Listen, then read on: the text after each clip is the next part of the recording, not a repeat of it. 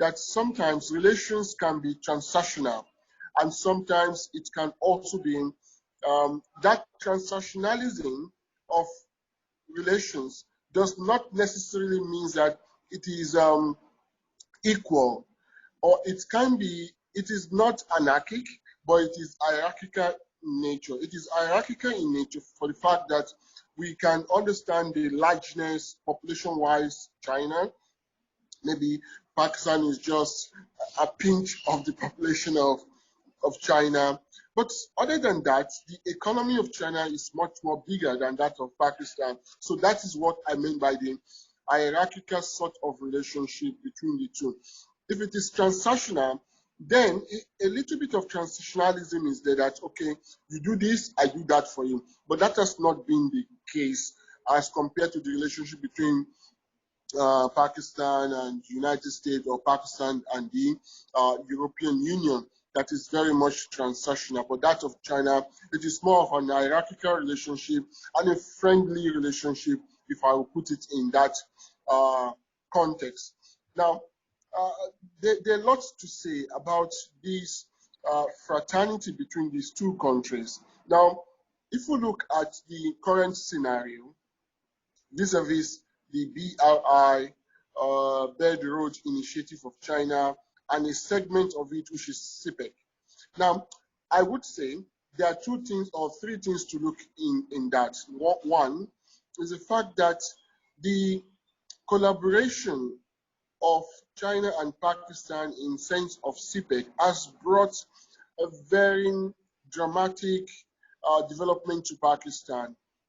Maybe if it had not been CPEC, certain infrastructural development we are experiencing now. Look, take for example, the issue of Gawada. Gawada has always been there even before this CPEC, but it has not developed to this extent. But due to CPEC, a lot has changed. Gawada has always been a forgotten area, but the CPEC has kind of speed up or accelerated that pace of development in that region.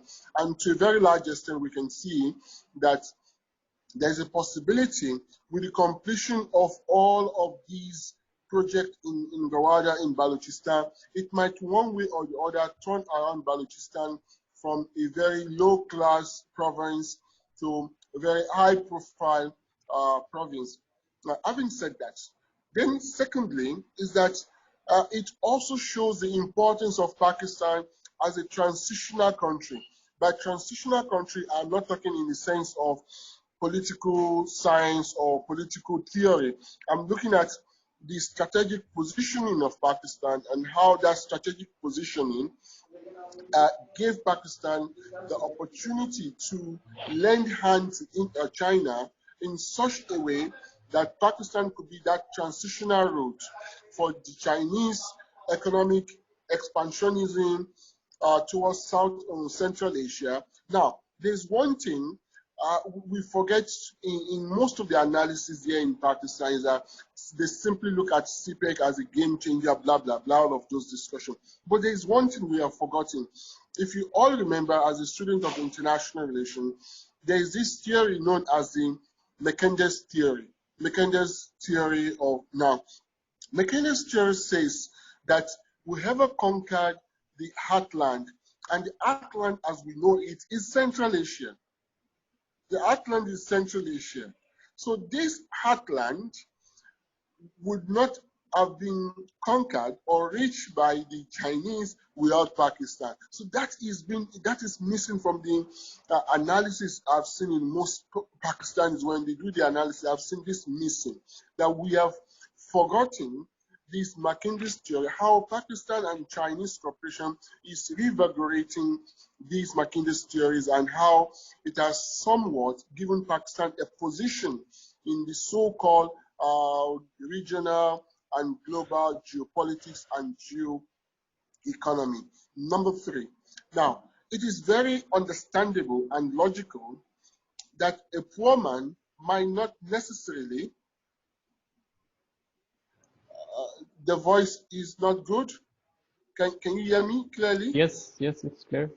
Yes, sir. But I think I Yes, it's saw quite clear. someone said the volume, the voice is not very clear. No, sir. No, sir, voice is almost My clear. reception is okay. What about this? Yes. With me also, Yeah, sir, can you hear? it is loud and clear with me. Sir, it's fine. Okay. It's very fine, sir. So if Honorable Sir Baktawa can hear me quite clear. Okay. Then definitely others will. Okay. Now, the next point which I'm looking at is more philosophical. A poor man cannot invite enmity. Only a rich man can invite enmity. Because if you're a poor man, who cares about you? Nobody looks at you. But when you're rich, or when you have a positioning in the society, when someone sees you as being strategic, then you can always invite enmity. And that is the case of Pakistan. Number one, Pakistan being a transitional route for the Chinese project, it has invited a lot of enemies, and we can understand those enemies, which I don't want to greatly underline. For example, enmity from that of the United States, that the U.S. will not be very comfortable to allow Pakistan to collaborate deeply with the Chinese. So that is one enmity. Number two is the Indian enmity, that okay, if Pakistan continues to collaborate with China, this might of course give some political geostrategic edge to Pakistan.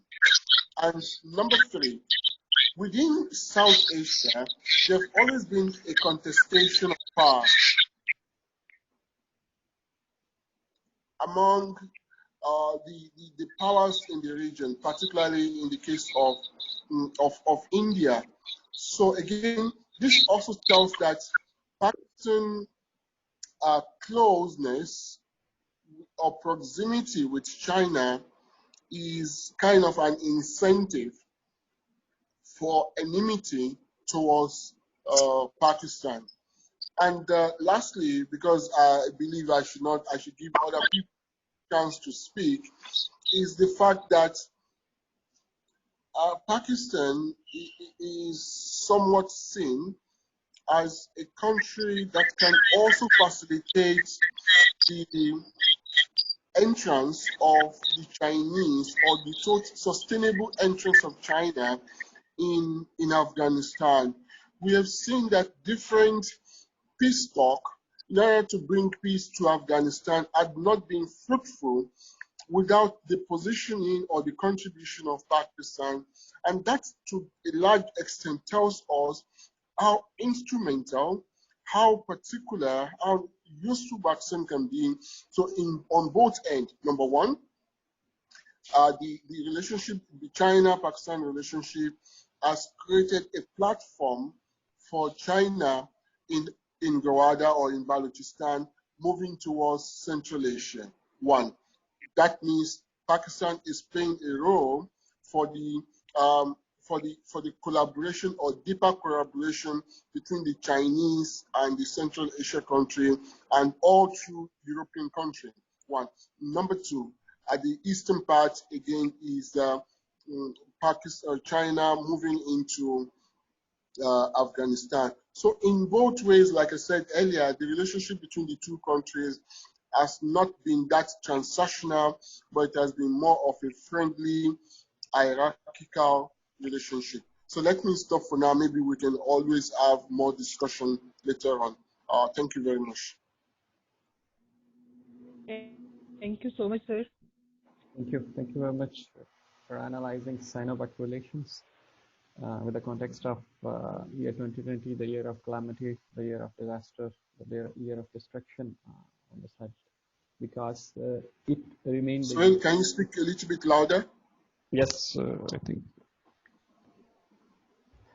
Thank you very much, sir, for sharing your views with me and with all the listeners and all the participants of this online discussion. Surely worthy. But Mr. teams is there, Yasir Malik Azhar, Ahmed Farah, Fatah Khan, and Samina Khan. remain the participants during your discussion. Surely, Sino-Pac relations are of utmost importance as far as the recent scenario is going, especially economic situation is concerned, and you have very good analysis in all other aspects also. Ahmed, are you there? Ahmed.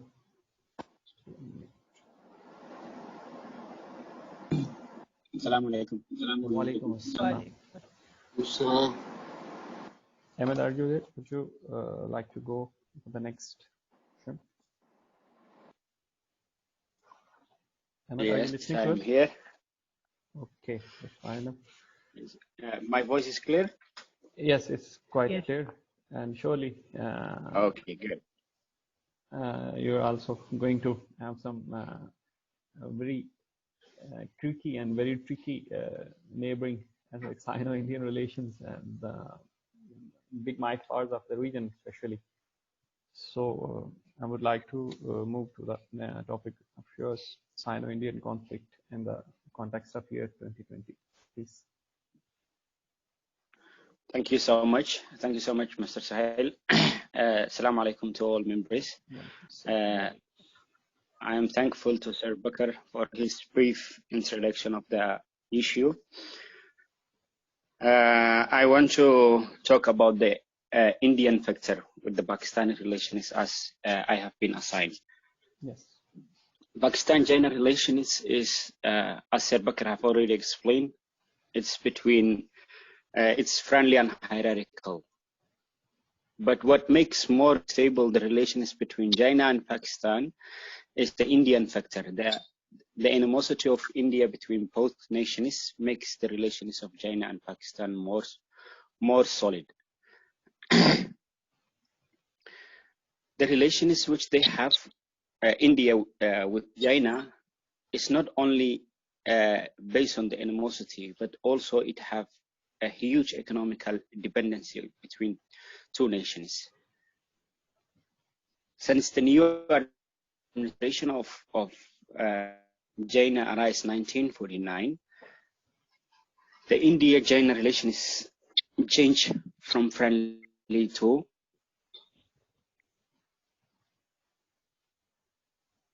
they had a conflict of the land of the border, but the main was that they were always having the common ground. They don't go usually conflict or constant conflict like Pakistan and India. Sometimes they go for conflict, but not like frequent conflict like Pakistan and India. Why? The question here is that why India makes more solid relations between Pakistan and China. Pakistan have a lot of relations with different countries, but they don't give that much priority as much they give the priority to Chinese relations, because it's the only Chinese country, it's the only Chinese nation who give the priority relations when it came to the animosity of India. Pakistan stand with the side of America, but America never stand with the side of Pakistan when it came to the conflict between Pakistan and India. And it's the only superpower nation, member of the veto powers in the United Nations, who stands with Pakistan, is only China. So in the international relations or the international diplomacy of Pakistan, when they go to the United Nations, raise their questions, it's the only nation who stands with the side of Pakistan is China. And their relation is based on the enemy of your friend. The enemy of your enemy is your friend. It's the basic of that theory. So come to the point of the economical position. If we come to the economical position between economical relations between India and China, it makes more easy now to communicate between the two nations. China is the largest trader of India today. They invest billions of dollars of Chinese economy. They supply a lot of IT technology of China. and India become the hub of the South Asian country, technology center of the South Asian country. If China does the same with Pakistan, Pakistani market is not open. We know that, all of us. The Pakistani market is not open for the international investment. But still, China is investing through one big project of the CBAC. And that is the only economical factor that we can say China is standing with the side of Pakistan. As Sir Bakr was explaining right now, we are also forgetting that it's not only for the interests of Pakistan and China, but it's also the interest of hegemony in the region. So China will be the only great power who can reach the warm water through Pakistan. So the all Central Asian energy center, which today China needs for their economic expansion, it will go through Pakistan. They will transfer their all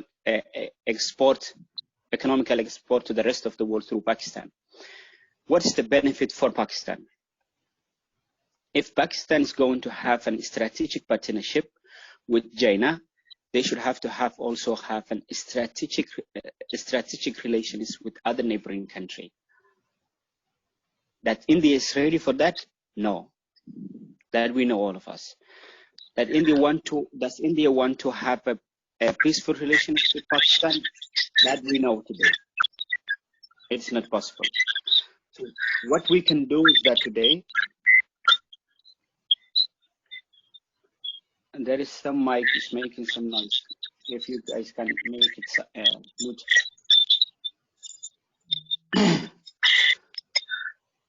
So well, the point of India makes the relations of Pakistan and India is not on economical position. It's only security and strategic partnership.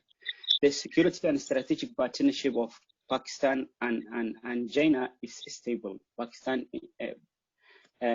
China stands with Pakistani army, with Pakistani defense strategy whenever it comes to the conflict of India and China. Even though they didn't go war with India because of Pakistan, but still they maintain to stand with the side of Pakistan. This is the main area. If we are going to focus the future relations with Pakistan and India, is it going to be a change, or is it going to be moderated? Depends on how much economical investment between the two nations.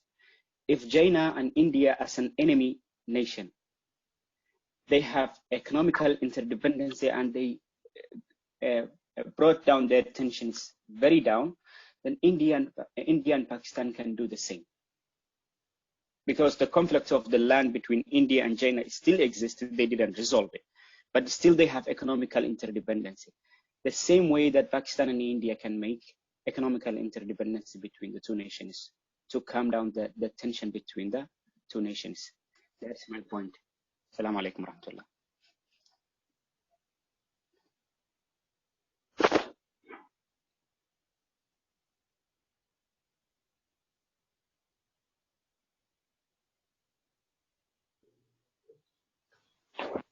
Thank you very much, Ahmed. And definitely it remained a good notion by you. It's quite good analysis. Thank you so much, Ahmed. It was good analysis, no doubt. Farhad, with this, thank you. Why not? We must listen you about the Pak-Afghanistan relations and the peace initiatives.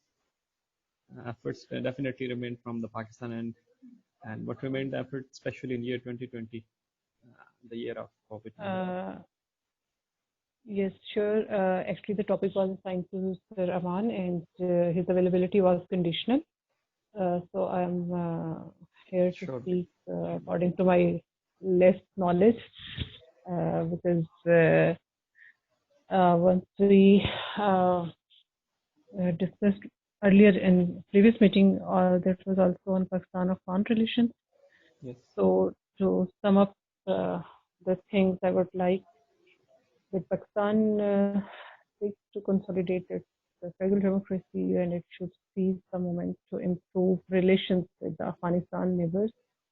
But it seems sometimes it's the sole contribution from Pakistan side only, because we say that we have brotherly relations, and of course, Pakistan shares, both countries share close ethnic, linguistics, and religious and economic ties. If we take some phrase from history, Afghanistan opposed Pakistan at first, because still Afghanistan considered Pakistan as part of its own after 1947. So this is the basic conflict which is still not resolving, and then after the creation of Taliban and the interest of Soviet Union in Afghanistan, though Pakistan hosts a large amount of refugees, and Pakistan tries its best to accommodate them. I think it's the largest country. Pakistan hosts the largest amount of refugees. But in return, Afghanistan's response is always not very friendly. They always prefer to India rather than Pakistan. We often read that it is failure of our foreign policy. We often say that it may be the failure of Pakistan, but I don't think it is the failure of our foreign policy, or it is the failure of our relationship or our goodness. Because in the current situation, from that to current situation, if we take a deep analysis, I think Pakistan always tolerates. Pakistan always at very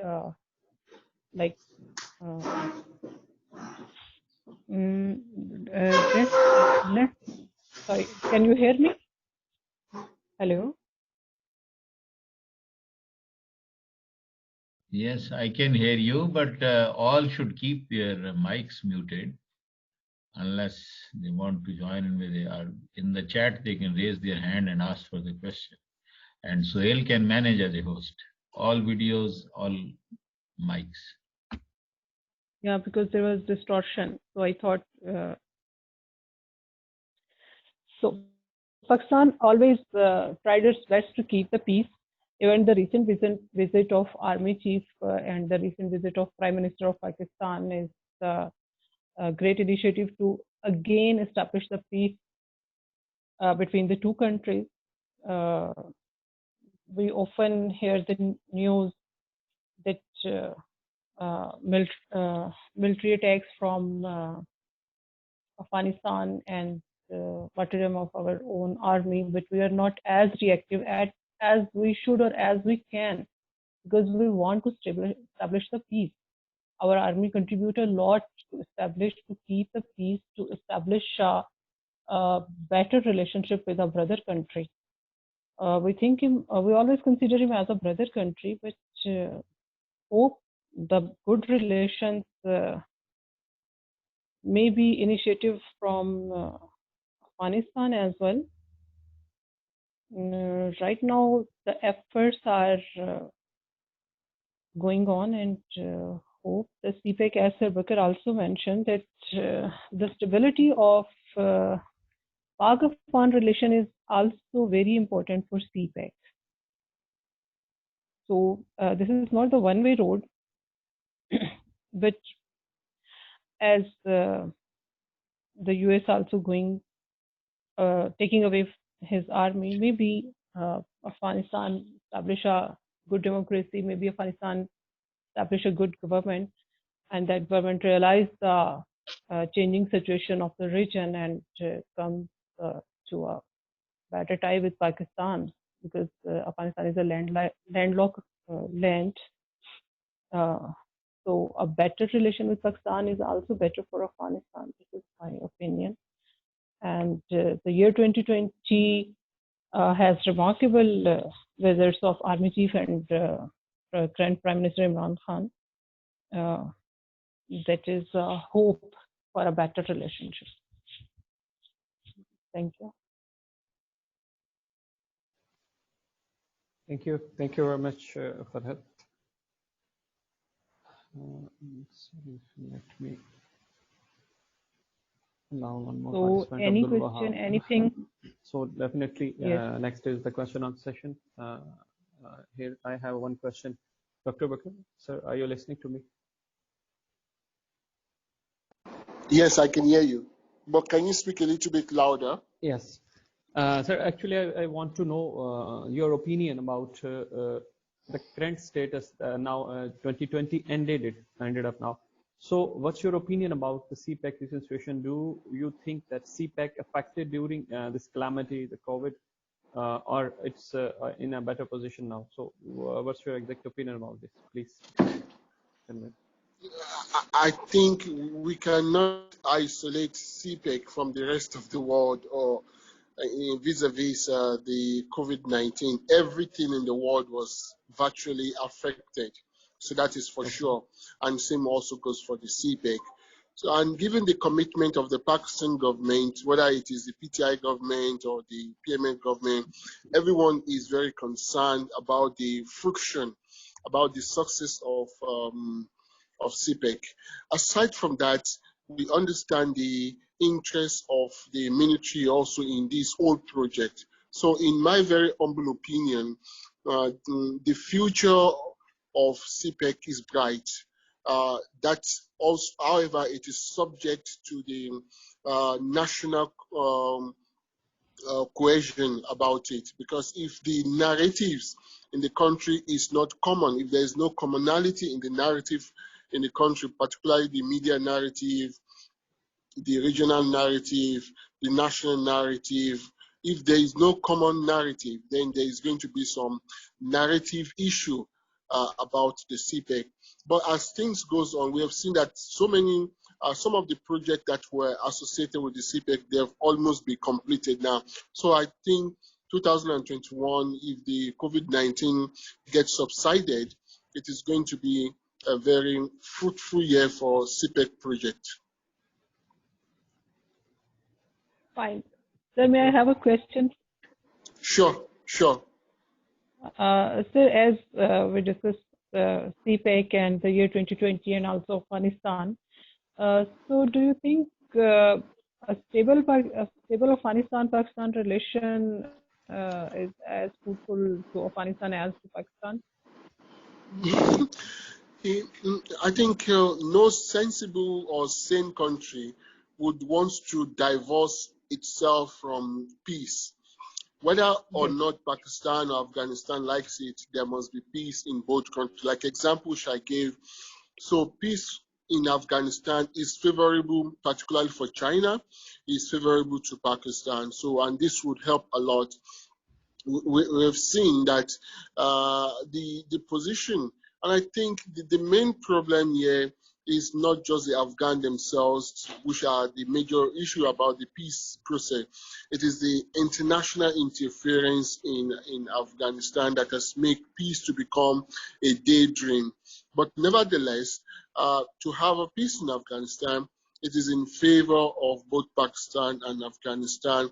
And it has come to the it's become a common realization in even Afghanistan that you can never have peace in Afghanistan without the cognizance of Pakistan. And you can see in 2020 the number of visits of top Afghan people, officials, whether it was the president of Afghanistan, Dr. Abdullah Abdullah, Dr. Ilham Mukhtar, all of those people, they understand the position of Pakistan in having peace.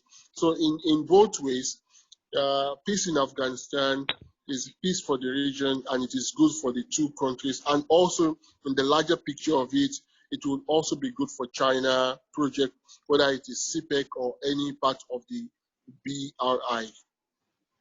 Yes. Thank you so much, sir. Bakhtiar, I want to ask a question of your interest, especially. Are you there, sir? Yes, sir. Sir, being Is there anything?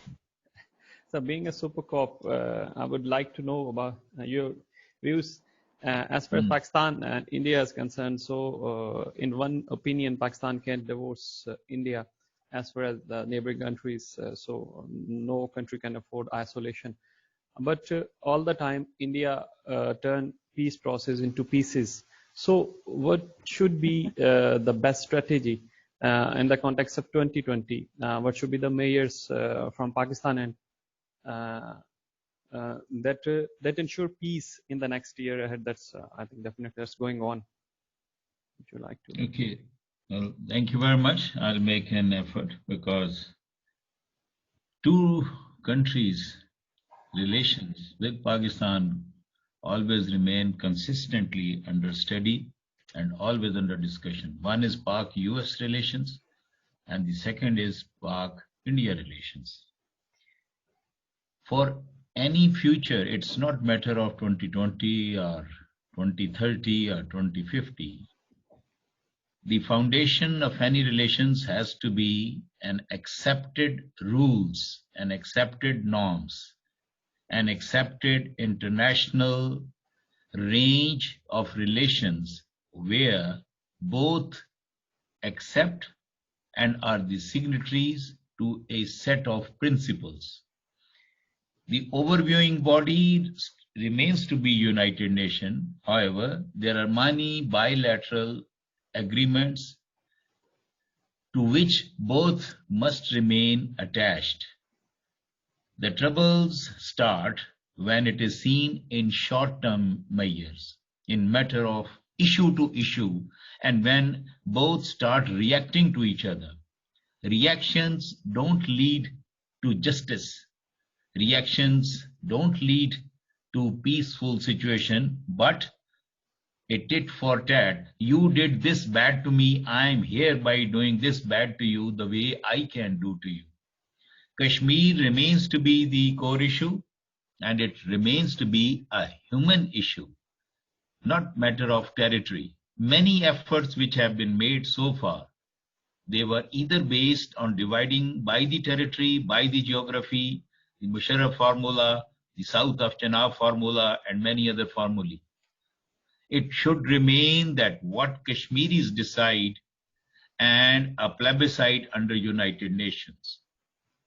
Both India and Pakistan were to demilitarize Kashmir, but it did not happen. So it means not following the agreed upon rules, regulations. The recent development is Pak-China through CPEC. And this Gayong Valley and that river through which now China and Indian forces are eyeball to eyeball, that's again a matter of an issue. Issue is CPEC, right?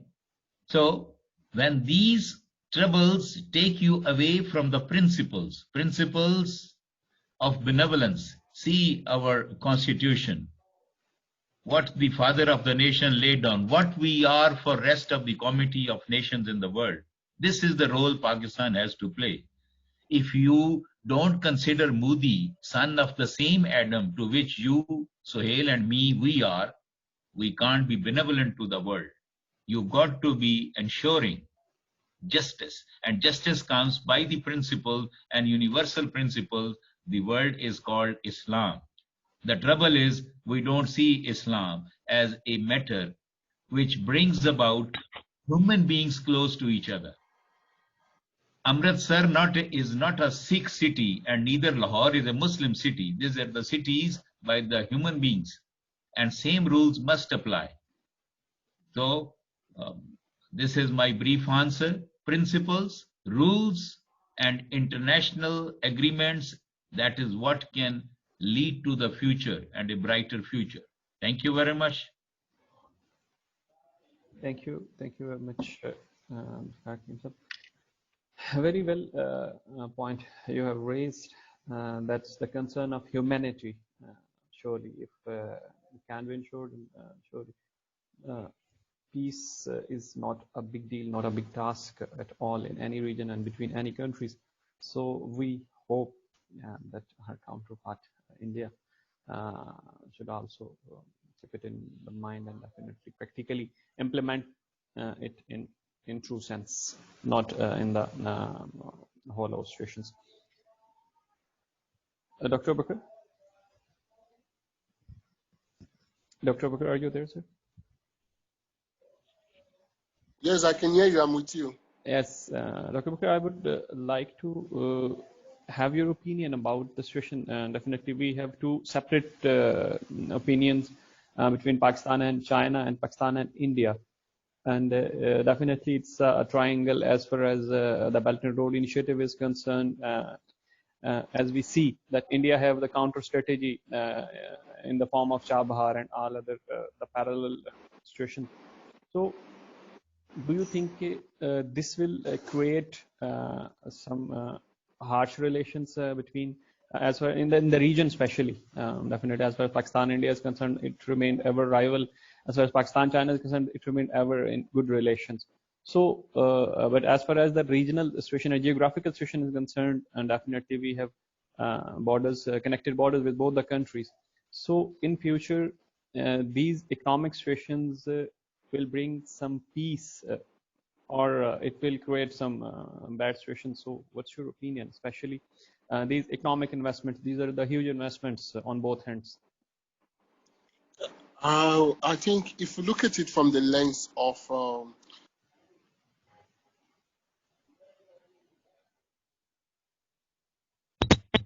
hello?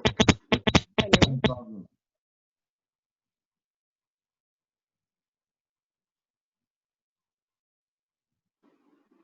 Hello? You say Can you I hear can. me? Oh? I can hear you. Okay, okay. So if we look at it from the lens of conflict resolution, we can simply say that to have these mega projects, whether it is competitive in nature, to have this mega project from the Indian side, from the Chinese side, it is going to be in the benefit of the region, South Asia, and the larger Asia in context. One should understand, if you look at the population of Asia. Asia is around 64% of the total population of the world. If 64% of the world live in Asia, and out of this 64%, almost 50 or to 45% of that live between India, China, and Pakistan, in all of this region. So what I'm trying to say is that a common sense will tell us that if these two powers, India and China, could resolve their issue from the lens of conflict resolution, I think it is going to be progressive for the region. One, that is it. Number two, there is other dimension to it.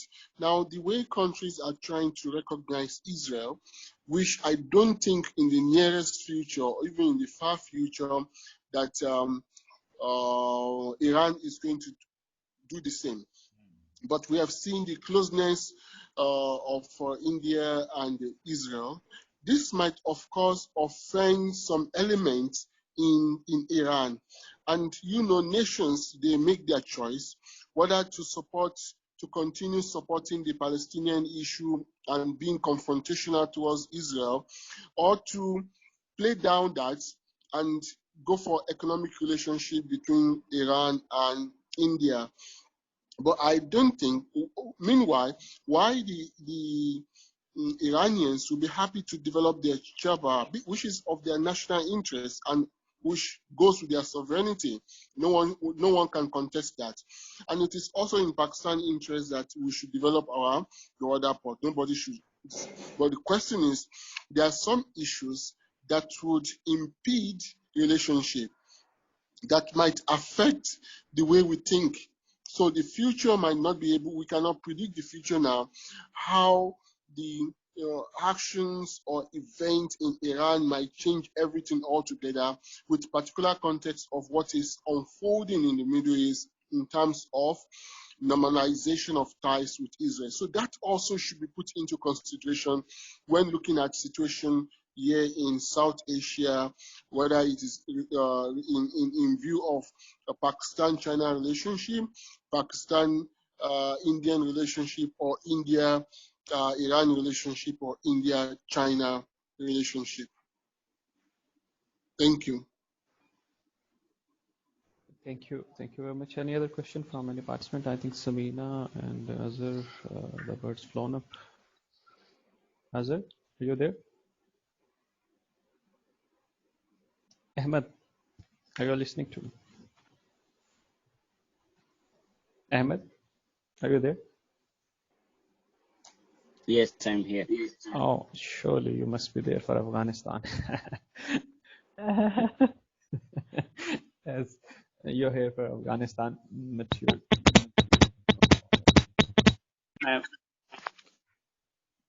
I'm here. I was listening to the analysis.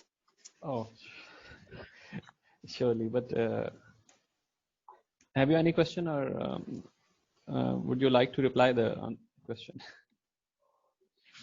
I have I have some comment related to the please first how we can resolve the tension between these three nations, triangle relations between Pakistan, India, and China. Oh, that's a good point. As I have mentioned in my earlier brief instruction, I said that if we are going to focus this the development of human economy, human development, India, China, and Pakistan, they are increasingly sending their employee to the abroad.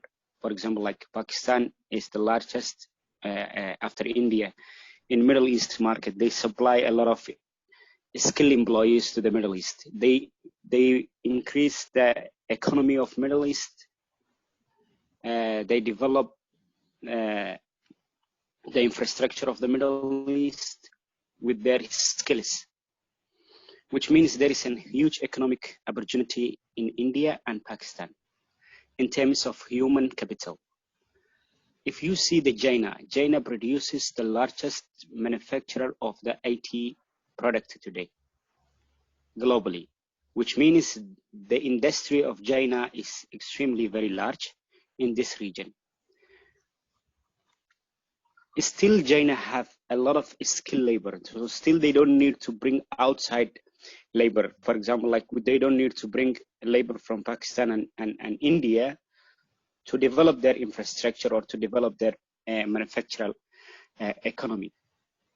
The question arises here: if this continent, if this sub-Indian continent, including the China, if they have the largest human capital today in the world, and they are second largest economy, if you add with India, they can become the #1 economy in the world.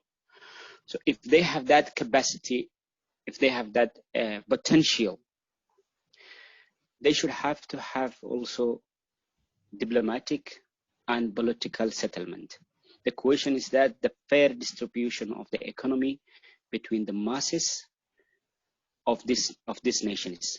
So if we invest millions of dollars into the economic development of the young generations of India, Pakistan, and China, this political situation or the conflict ideology will 100% transform to the development and cooperation.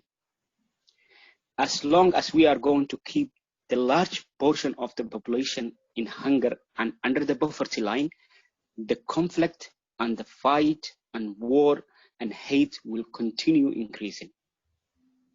Billions of dollars of Pakistan are invested into the Middle East rather than inside Pakistan. That forces the labor of Pakistan to run from Pakistan to the Middle East. That increases the poverty of Pakistan inside Pakistan, and that increases the remittance that comes from abroad with the deduction of the tax of the foreign countries. You will see thousands of young generations who are skilled labor, medical expertise, professional IT expertise. They are running from Pakistan to go Pakistani companies inside the Middle East to work for them. That is draining India does the same. But China don't do that. So the question is that why India, Pakistan, the hate of India and Pakistan continuously increasing. We keep the large number of the population poor. We keep the largest number of the population very devastating economic position. That increases the hate, that increases the conflict, and particularly when it came to the region of the hub of the conflict of India and Pakistan is Kashmir. We keep them isolated. No investment goes there. No companies goes there. No foreign investment goes there. No local economic investment goes there. 70 years of isolation makes that people, even if they get free education, it makes them frustrated. That unless we are going to put economic point development in that particular region, in that particular area, the conflict will increase day by day. No one want to go war or die for something else. If they have food, if they have clothes, if they have safe home, they will not go for war. If you keep them deprived that, they will come out searching for bread. So keeping the large number of the population poor is the main source of the conflict of this region. Thank you. Thank you, Ahmed. Farhad, have you any question? And I have received a question from Marika Zarvano, fellow and participant, is here on screen. Dr. Bakr, actually, I have a different question for you from Azhar. Sure. Actually, I want to know your opinion about the changing relationship between Middle East and Pakistan. Will it affect in positive way Pak-Afghan relationship? What's your count on that? Can you repeat that, please? I just repeated the changing relationship between Middle East and Pakistan in current scenario.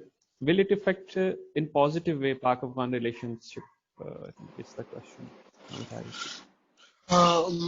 Frankly speaking, I don't know the position of the Afghan government, but it has always been that I think most of the Muslim countries, they support the cause of the Palestinians, and they wouldn't recognize Israel as a state not until they play well with the Palestinians. And it is also part of the cardinal foreign policy of Pakistan that Pakistan would never recognize Israel, not until the issue of Palestine is resolved, and which is of course connected to the issue, just similar to the issue of Kashmir. So it is going to be a bullet in the nail if Pakistan says, okay, now the Middle Eastern countries are doing this, let us also do the same. No, I think this is not in the interest of Pakistan. It is against the fundamental principles of our foreign policy, and therefore we should not expect that. But for Afghanistan, like I said, I'm not very sure whether the Afghan policymakers will change their, because again, that is their own sovereign right. Every country has its own sovereign right. It's their sovereign right whether to appreciate or to acknowledge or to recognize, to normalize their relations with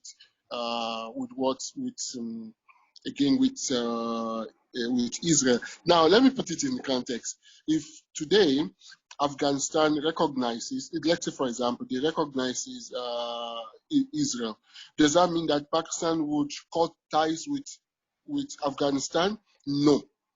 If that is the case, what should be the relationship between Pakistan and Saudi Arabia?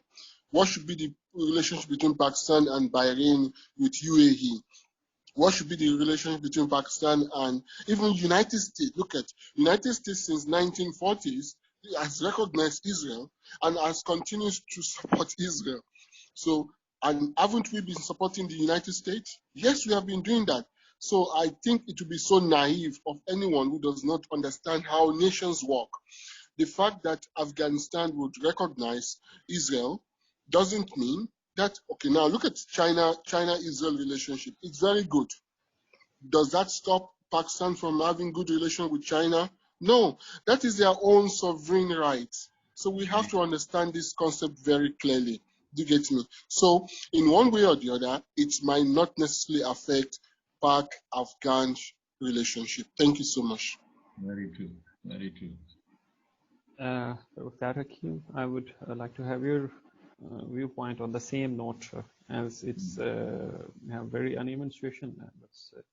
Especially the uneven and speedy changes in the Middle East. So will it affect Pak-Afghan relationship, and in which way? No. As has just been explained and very correctly,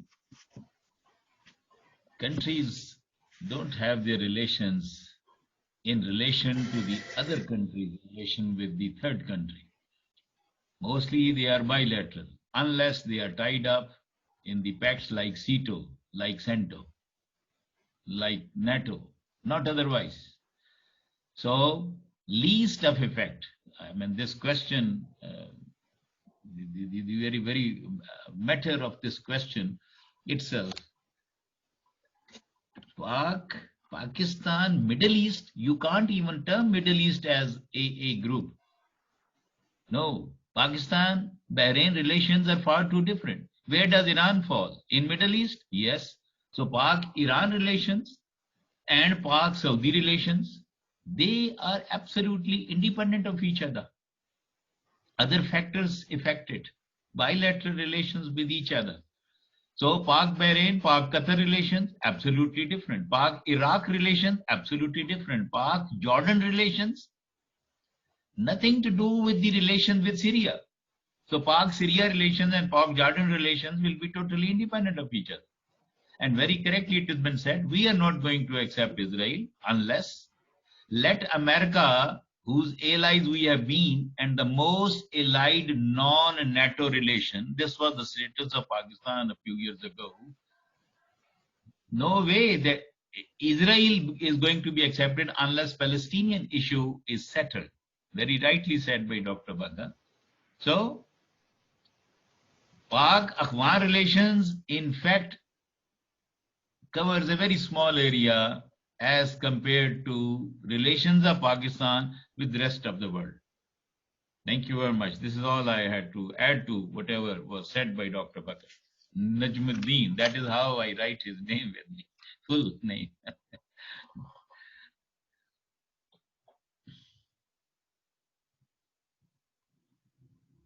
Yes, sir. Thank you so much, Sir Bakhtiyar Sahab and Sir Bakri Najmuddin, the full name.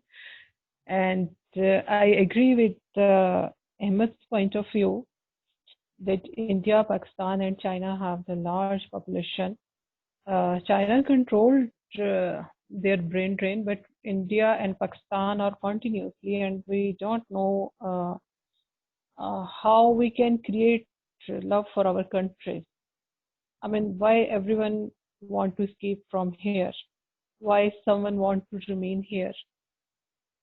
The escapism is, I don't want to quote here the name, but I would like to quote his saying. He said, I did doctorate, I came back to Pakistan, and I found my measurement in grades.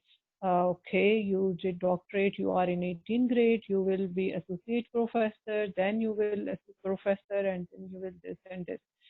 Now he's doing postdoctorate in Canada, and he said, I am happy here because I am not measured here as in grades. I'm measured here as per my excellence. So we are not measured here by our excellence. Our degrees in Indo-Pakistan, we got degrees to earn a better life. We don't know what degree means. I mean, practical education is beyond degrees as well. So state failure in India and Pakistan is quite obvious. It's very simple because we are failed to provide the basic needs. Emma said rightly, when you have food in your plate. So, and I'm surprised that India, Pakistan is very rich, are very rich countries in by every means. I mean, Sonni ki chidiya, said by the Britishers. That it Well, was. yeah. So we should fight hunger, poverty, rather than fight with bullets and atom bombs. War is a very rich business. Only rich people make wars. See the world Yeah. history of last 2000 years. So, No one sir, has made more wars than United year States. 2020 told us what is war. War is survival. You are absolutely right. When we take guns, weapons in our hand, we're not fought with the next one. We don't know even him, but we fought for those who are left behind. Similarly, when we fight with disease or hunger or poverty, we fight to become rich in health. We do war to grab the other resources, or we do war to rescue our resources.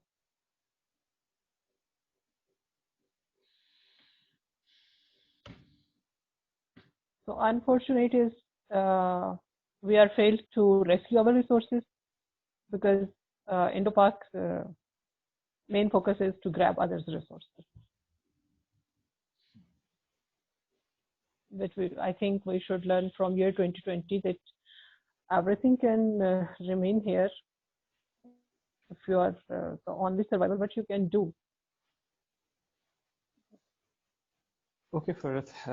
I think surely we miss Dr. Aman, Colonel Haroon, Samia, and Sariflak. But Yes. as far as the current participants, surely I would like to thank to Dr. Bakr Najuddin, Colonel Bakhtar Hakim, Ahmed Faraid, Farathana Malik Azhar, and to join more joint members, Samina, and Farhat, one else, Samina. So, and the other participants who joined us partially. And hope so the other question very well answered with a volley of good logical answers from the both worthy participants. Surely, I'm very thankful to Sir Bakr, especially to Sir Bakhtiar Sahab, especially Ahmed, Samina, Wahab, Azhar, and Sahil, and to all. It's really a brainstorming session. I love it to hear from all of you and would like to thank you. Yes, over to you, Sahil. Surely, 2020 remained the year which brought the world on the single point that what's the highlighted point of Bakhtiar Hakim. That's humanity, and surely it's the mentioning of Dr. Bakr Najuddin. So definitely you have mentioned the point of peaceful living and the amicable situations. So Ahmed also highlighted the situation, and Perth, you also are a proponent of the opinion that surely 2020 brought the nations, brought the world globally on a single point, that definitely the human concerns value more than anything else in the world. And surely this calamity, this pandemic situation brought the world on a single point, that surely the peaceful living, the coexistence, and the positive concerning counts a lot than anything else. Hope so. In the context of year 2020, the states of the world, and especially the persons who are in decisive positions and the groups who make the policies for the countries, for the nations, for the regions, and overall the global world order, surely we'll see a positive change in the context of 2020, and hope so the coming year will bring some good news of hope, good news of peace, and good news of some prosperity in the world with the equal status. Hope so. Thank you very much, all the participants, and literally including me, all learned a lot from the worthy opinions for worthy participants. Surely we'll continue this series of learning and sharing. Thank you very much. for joining us. Thank you so much. Thank you for the invitation. Thank you, everyone. Assalamu alaikum. Wa alaikum assalam. Thank you so much. Allah Goodbye. Hafiz. Allah Hafiz. Allah Hafiz. Allah Hafiz.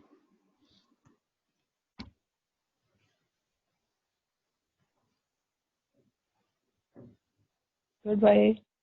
Goodbye. Allah Hafiz. Over to Juma prayer now. Sir जुमा की तैयारियां आपको पता है, अहले ईमान की तैयारियां बड़े जोर शोर से अभी जारी हो सी, क्योंकि सफ़े अव्वली का उसूल सर यहाँ पे तो फिर भी आखिरी लम्हों में भी आपको पहली दूसरी सफ मिल जाती है, क्योंकि ज्यादातर लोग आखिरी 10 मिनट में जाते हैं, और हरमैन में आप जाएं तो वहां पे तो सर आपको 10 बजे ना जाएं तो इसमें पूरी वो हदीस पढ़ लें कि सबसे अफजल ये है कि आप दूसरे को जगह दें। उसकी उसी हदीस लंबी सी है, नीचे लिखा हुआ है कि सफ़े कैसे इज्तिमा होना है। तो एक और है कि ये पेंडेमिक के दिनों में एक केयर ये करता हूँ कि I always keep moving backwards, अगर थोड़ा आगे हूँ भी तो, and I try and sit under the sun. वहाँ खुली जगह है, आगे हॉल है, फिर बरामदा है, फिर थोड़ी खुली जगह, तो दीवार के साथ मेरी कुर्सी ले जाता हूँ, क्योंकि साफ शफ वहाँ नहीं होती। तो कोशिश यही होती है कि सरे दीवार भी रहें और पसे दीवार भी। क्या बात है। मेरा इलाज कुछ और है, मेरा इलाज कुछ और है। मेरा ख्याल है। Thank you so much. Thank you so much, Sohail. Thank you. Thank you. सारी बातें तो होनी ना webinar. Madam Farhad. Thank you, welcome, thank you so much. Thank you all participants. असल फरहत तो सारे मौसमों में ट्रीटमेंट फरहत, गर्मियों में भी फरहत और सर्दियों में भी फरहत। हाँ देख ले। Ahmed, you know the meaning of farhat? Yes, happiness. Okay. So yes, because Ahmed's name also part of Farah. Farah means also happiness. Yeah, it's the same. Same meaning. Yeah, it's same. The alphabetically similarities. Yeah. Thank you very much for this. So connect to the next task. Great to have you guys. Inshallah. Connect you soon, inshallah. Assalamu alaikum. Bye bye.